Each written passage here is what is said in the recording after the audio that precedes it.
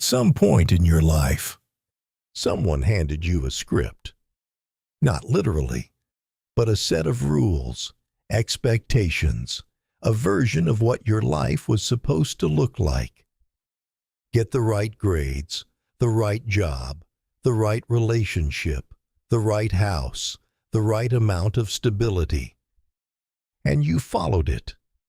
Not because you chose it, because it was handed to you before you were old enough to ask whether you wanted it. By your parents, your culture, your school, the 1,000 invisible pressures that shape a person before they have the language to push back. And now you are here, living a life that looks right from the outside and wondering why something still feels off. Carl Jung called this the unlived life, the version of yourself that never got to exist, because the version someone else needed you to be took up all the space. Today we are going to look at 5 signs that the life you are living might not actually be yours. Not to make you panic, not to make you burn everything down, but because seeing it clearly is the only way to start choosing differently. Sign number 1. You cannot remember the last time you made a decision based purely on what you wanted. Not what made sense, not what other people expected, not what seemed responsible or safe or explainable.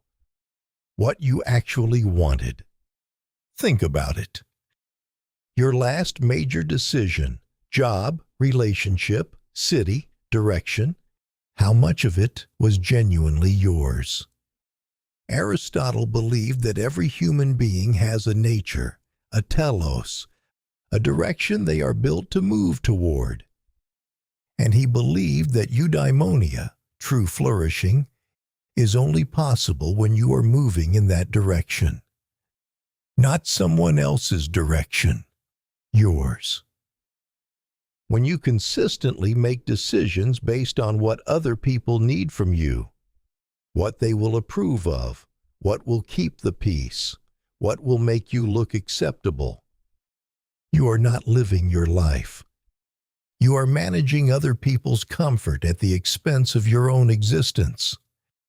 And the slow accumulation of those decisions, made over years, each one seeming small and reasonable in isolation, is how you end up somewhere you never consciously chose. Sign number 2. You feel genuine relief when plans get canceled. Not occasionally. Consistently.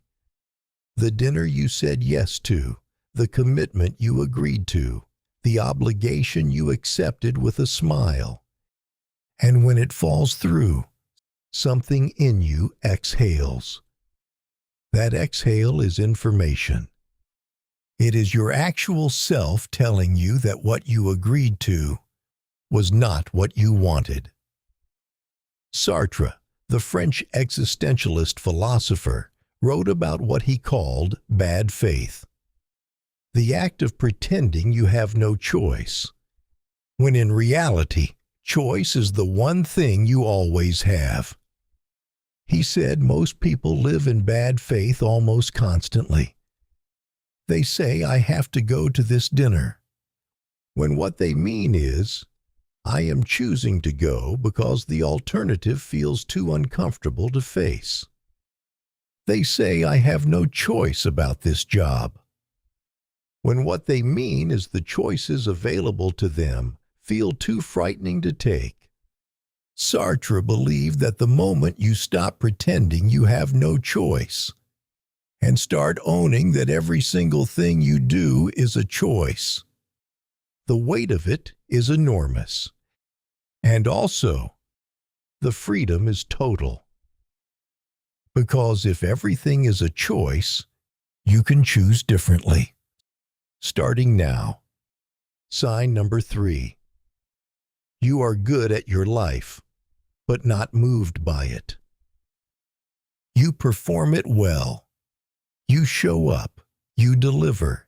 You are competent and reliable, and by most external measures, successful. But when was the last time something in your daily life genuinely moved you? Not entertained you, not distracted you, not gave you a temporary hit of satisfaction. Moved you. The way music can move you, the way a conversation with the right person can move you, the way doing the thing you were actually built for moves you, even when it is hard. Jung wrote about what he called individuation, the lifelong process of becoming fully and completely yourself. He believed that when a person is living too far from their authentic nature, the psyche protests. Not always loudly, sometimes just as a low hum of wrongness, a flatness, a sense that the colors have been turned down slightly on everything. That flatness is not depression in the clinical sense. It is direction. It is your authentic self pointing, insistently, quietly, patiently, toward where it actually wants to go. The question is whether you are willing to listen. Sign number 4. You are more afraid of disappointing people than of wasting your own life. This one is the hardest to admit, because it requires you to look honestly at the calculations you make and notice that the variable you are protecting most fiercely is not your own happiness. It is other people's approval. Nietzsche wrote about what he called herd morality, the tendency of human beings to subordinate their own values and instincts to the comfort and expectations of the group.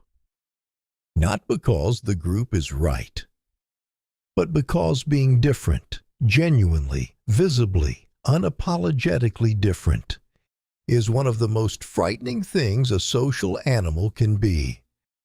We are wired for belonging, and belonging requires conformity. The question Nietzsche forces on you, the one that has no comfortable answer, is this: what is the cost of that conformity? What version of yourself have you quietly retired to remain acceptable to people whose opinions you will have forgotten in 10 years? And is that trade, their comfort for your unlived life, one you are actually willing to make? Sign number 5. When you imagine a completely different life, you feel relief before you feel fear. Pay attention to that order. Most people assume that if they imagined abandoning their current life, the first feeling would be terror. But for many people, the first feeling is something quieter and more telling. A loosening, a breath, something that feels uncomfortably like, finally. The fear comes second, and the fear is real, and it is valid. Change is frightening. Uncertainty is frightening. Disappointing people is frightening. But Plato wrote about the prisoner in the cave, the one who had spent his entire life watching shadows on a wall, and who, when finally freed, wanted to go back. Not because the cave was better, because the light hurt, because familiar darkness is always more comfortable than unfamiliar truth. The relief you feel when you imagine a different life is the light. The fear is just your eyes adjusting. So, 5 signs. You make decisions based on other people, not yourself. You feel relief when obligations fall away. You are good at your life but not moved by it. You fear disappointing others more than wasting your own life. And when you imagine something different, you feel relief before you feel fear. None of these are death sentences. They are not reasons to blow up everything you have built. They are invitations. From Aristotle, from Jung, from Sartre, from Nietzsche, from Plato. To stop, to look, to ask, honestly, without flinching, whose life am I actually living? And what would it cost me to start living my own? This is Philochemy. We will see you in the next one.